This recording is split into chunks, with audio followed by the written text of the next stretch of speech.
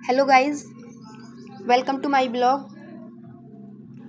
हम भगवत गीता के अध्याय 3 पे हैं और कर्मयोग मैंने स्टार्ट कर दिया था पिछले वीडियो में।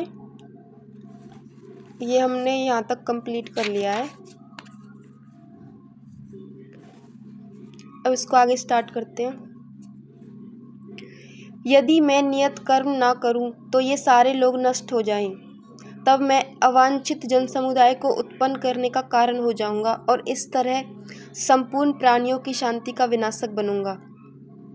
तो भगवान कृष्ण इसमें कहते हैं कि अगर मैं खुद भी अपने नियत कर्मों को ना करूं तो सारे लोग नष्ट हो जाएंगे और इसका कारण मैं खुद होऊंगा।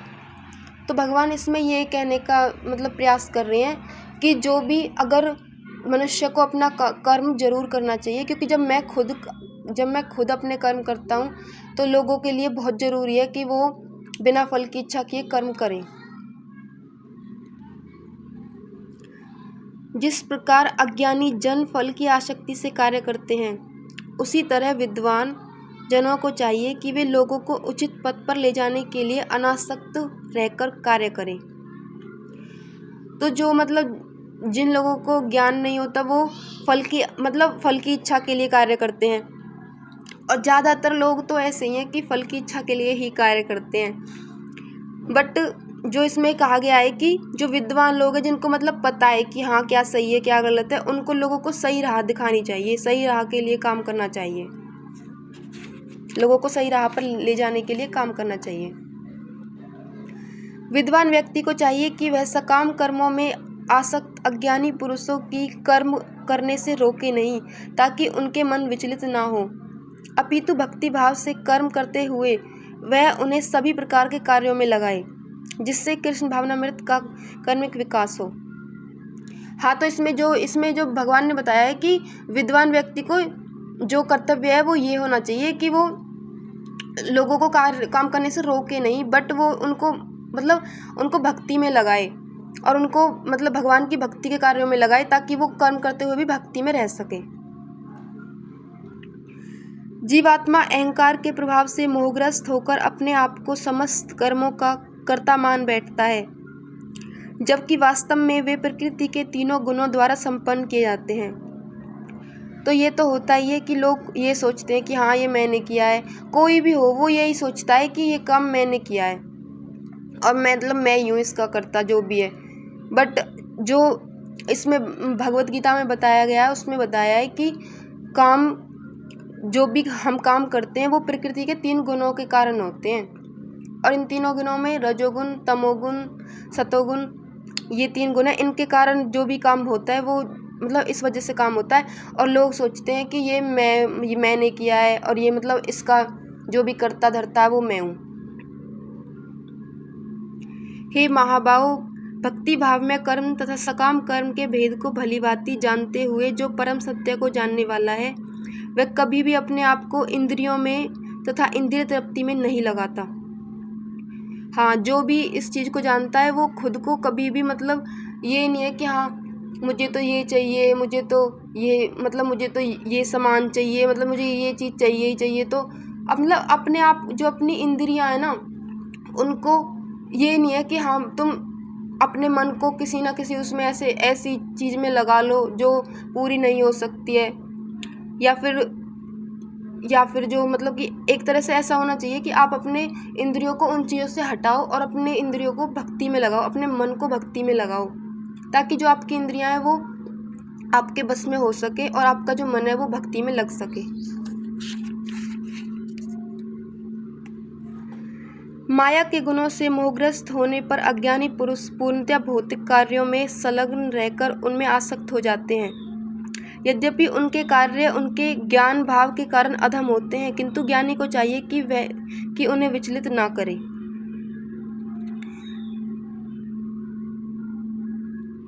अतः हे अर्जुन, अपने सारे कार्यों को मुझ में समर्पित करके मेरे पूर्ण ज्ञान से युक्त होकर लाभ की आकांक्षा से रहित, स्वामित्व के किसी दावे के बिना तथा आलस्य से रहित होकर युद्ध करो। तो इसमें भगवान समझाते हैं, अर्जुन को समझाते हैं कि जो भी काम कर रहे हो उसको मुझे समर्पित कर दो, और ये सोचकर काम करो कि इसका मतलब जो कुछ भी होगा भगवान जी के हाथ में है। और ये अर्जुन के लिए ही नहीं है, ये सब के लिए है कि जो भी कोई काम करता है तो उसको यही सोच के करना चाहिए कि हाँ, मैं अपने जो भी काम है, जो भी कर्म है, वो भगवान को समर्पित करता हूँ। और इसका मतलब कि ये नहीं सोचना चाहिए कि मैं ये इसका करता धरता हूँ और मतलब मैंने ही किया है जो कुछ भी किया है। ऐसी जो प्रवृत्ति होती है ना, वो अहंकार की होती है। मतलब ऐसे लगता है कि इस व्यक्ति को अहंकार है इस वजह से। तो इसमें भगवान कहते हैं कि कोई भी ये सोचे बिना इन सब चीज़ों से दूर होकर युद्ध करो। तो हमें भी ये चीज़ समझनी चाहिए और हमें भी ये चीज़ अपने जीवन में लानी चाहिए कि हम भी जो भी काम करें उसको भगवान को समर्पित करें। और इतना ज़्यादा मतलब खुद को उसमें ये ना सोचे कि हाँ, ये हमारे, अगर हम नहीं करेंगे तो नहीं होगा, मतलब हम ही इसके मालिक हैं, हम ही इसके जो भी हैं। जो व्यक्ति मेरे आदेशों के अनुसार अपना कर्तव्य करते रहते हैं और ईर्ष्या रहित होकर इस उपदेश का श्रद्धापूर्वक पालन करते हैं, वे सकाम कर्मों के बंधन से मुक्त हो जाते हैं। तो आप समझ रही होंगे इसमें कि भगवान कह रहे हैं कि जो भी मेरे आदेशों के अनुसार कार्य करता है और मतलब किसी से ईर्ष्या नहीं करता, वो कर्मों के बंधन से ही मुक्त हो जाता है। मतलब वो ये होता है कि वो काम करते हुए भी ये नहीं है कि मतलब काम करते हुए वो ये रहता है कि काम नहीं करा, और मतलब काम हो भी जाता है और उसको मतलब बंधन भी नहीं रहता कि हाँ मुझे ये करना है। जो भी काम करो अपना भगवान को समर्पित करके करो। किंतु जो ईर्ष्यावश इन उपदेशों की उपेक्षा करते हैं और इनका पालन नहीं करते, उन्हें समस्त ज्ञान से रहित, दिग्भ्रमित तथा सिद्धि के प्रयासों में नष्ट भ्रष्ट समझना चाहिए। ज्ञानी पुरुष भी अपनी प्रकृति के अनुसार कार्य करता है, क्योंकि सभी प्राणी तीनों गुणों से प्राप्त अपनी प्रकृति का ही अनुसरण करते हैं। भला दमन से क्या हो सकता है।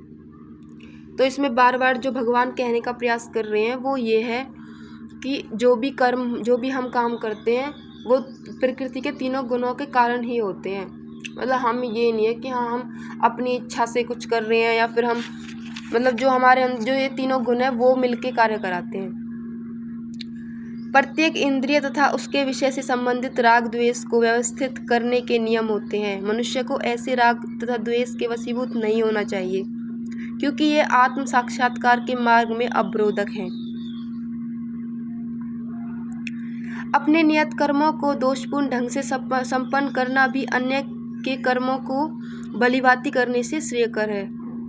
स्वीय कर्मों को करते हुए मरना पराये कर्मों में पर्वत होने की अपेक्षा श्रेष्ठतर है, क्योंकि अन्य किसी के मार्ग में अनुसरण का विहाव्य होता है।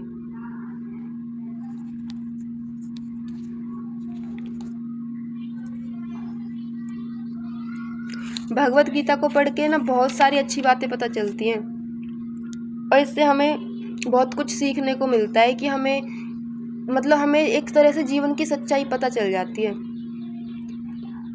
अर्जुन ने कहा, हे वृषवंशी, मनुष्य ना चाहते हुए भी पाप कर्मों के लिए प्रेरित क्यों होता है। ऐसा लगता है कि उसे बलपूर्वक उसमें लगाया जा रहा हो।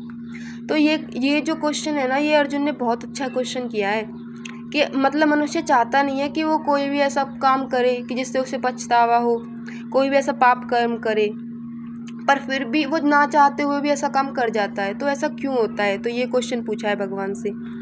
श्री कृष्ण ने कहा, हे अर्जुन, इसका कारण रजोगुण के संपर्क से उत्पन्न काम है, जो बाद में क्रोध का रूप धारण करता है और जो इस संसार का सर्वभक्षी पापी शत्रु है।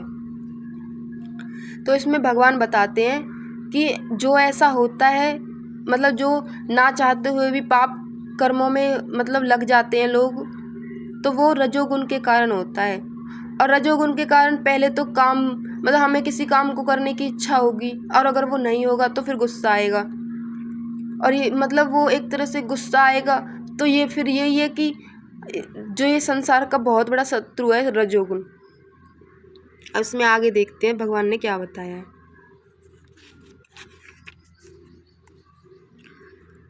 जिस प्रकार अग्नि धुएं से, दर्पण धूल से तथा भ्रूण गर्भाशय से आवृत रहता है, उसी प्रकार जीवात्मा इस काम की विभिन्न मात्राओं से आवृत रहता है। हाँ, जैसे अग्नि धुएं से और जो दर्पण होता है वो धूल से ऐसे ढका हुआ रहता है, वैसे ही जो हमारी आत्मा होती है ना, वो इन ये रजोगुण, ये मतलब जो भी ये चीज़ें होती है इनसे ढकी हुई होती है, और हमारी आत्मा को मतलब आभास भी नहीं होता कि क्या हो रहा है। और जब तक आत्मा को पता चलता है तो बहुत कुछ ऐसा हो जाता है कि जो नहीं होना चाहिए। इस प्रकार ज्ञान में जीवात्मा की शुद्ध चेतना उसके काम रूपी नित्य शत्रु से ढकी रहती है, जो कभी भी तुष्ट नहीं होता और अग्नि के समान जलता रहता है।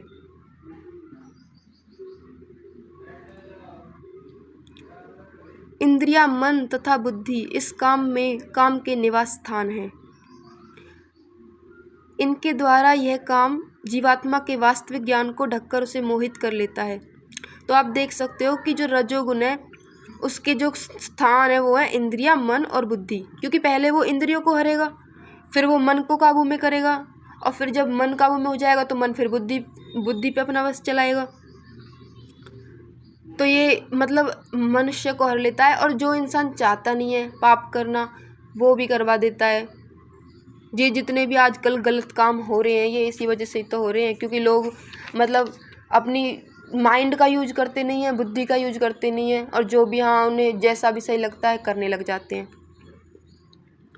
इसलिए हे भरतवंशियों में श्रेष्ठ अर्जुन, प्रारंभ में ही इंद्रियों को बस में करके इस पाप के महान प्रतीक का दमन करो और ज्ञान तथा आत्म साक्षात्कार के इस विनाशकर्ता का वध करो।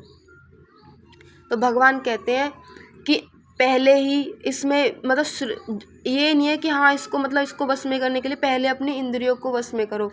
इंद्रियां तो कहीं ना कहीं लगी रहेंगी।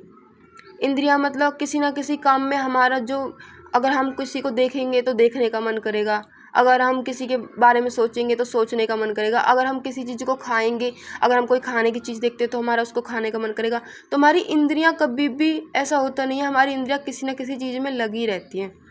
पर जो हमारा मन है वो उनको कंट्रोल कर सकता है, बट हमारा मन भी उनके ही पीछे चल जाता है और अगर जैसे हमें किसी चीज़ को खाने का मन कर रहा है तो हमारा मन वहीं पे ही जाएगा, और फिर अगर मन चला गया तो फिर बुद्धि की भी नहीं सुनता है। इस वजह से तो भगवान जी कह रहे हैं कि इंद्रियों को वश में करो, पहले अपनी इंद्रियों को वश में करो। अगर इंद्रियां वश में हो जाएंगी तो मन तो अपने आप ही कंट्रोल हो जाएगा, और मन ही कंट्रोल कर सकता है इंद्रियों को। कर्म इंद्रिया जड़ पदार्थ की अपेक्षा श्रेष्ठ है, मन इंद्रियों से बढ़कर है, बुद्धि मन से भी उच्च है, और वह बुद्धि से भी बढ़कर है, आत्मा हमारी।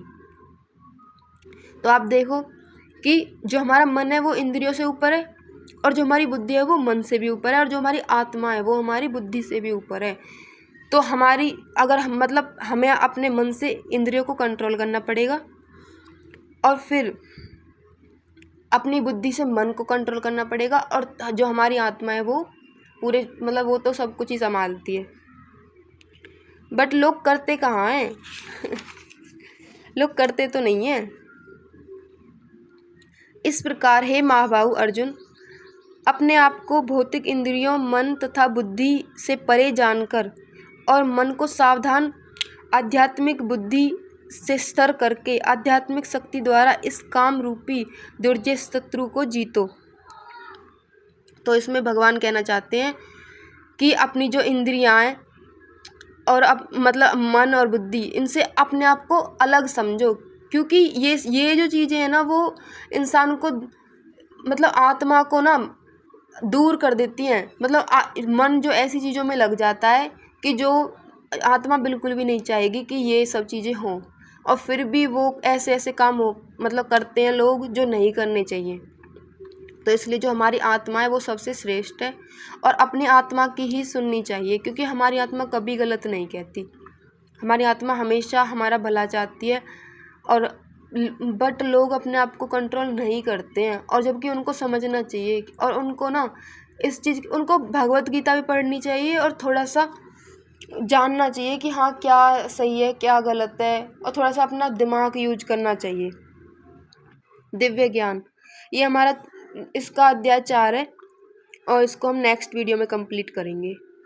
अभी के लिए यही है, और आपको समझ में आया होगा कुछ, आई होप समझ में कुछ ना कुछ तो आया ही होगा कि क्या करना चाहिए, मतलब कैसे रहना चाहिए, कैसे मतलब हम क्या सीख ले सकते हैं भगवत गीता से, क्योंकि ये बहुत एक तरह से बोलते हैं ना कि इंसान को कहाँ से ज्ञान मिले, तो हाँ ये सब चीज़ें इंसान की बुद्धि को खोलती हैं, ये सब चीज़ें हमें जागरूक करती हैं, ये जो हमें भागवत गीता है वो हमें बताती है कि हमें किस राह पे चलना चाहिए, हमें क्या चीज़ हमें फॉलो करनी चाहिए। ये बहुत ही ज़रूरी है और यूथ के लिए तो ये बहुत ही ज़्यादा ज़रूरी है, क्योंकि यूथ इन सब चीज़ों को इग्नोर करता है और ना इनके मतलब ध्यान भी नहीं देता है। तो ये सब चीज़ें आप प्लीज़ मतलब पढ़ें भगवत गीता और थोड़ा सा इनसे सीखें कि क्या है और क्या हमें क्या करना चाहिए, ये सब चीज़ें आपको सीखनी चाहिए। तो मैं बस इतना ही कहूँगी। Thank you.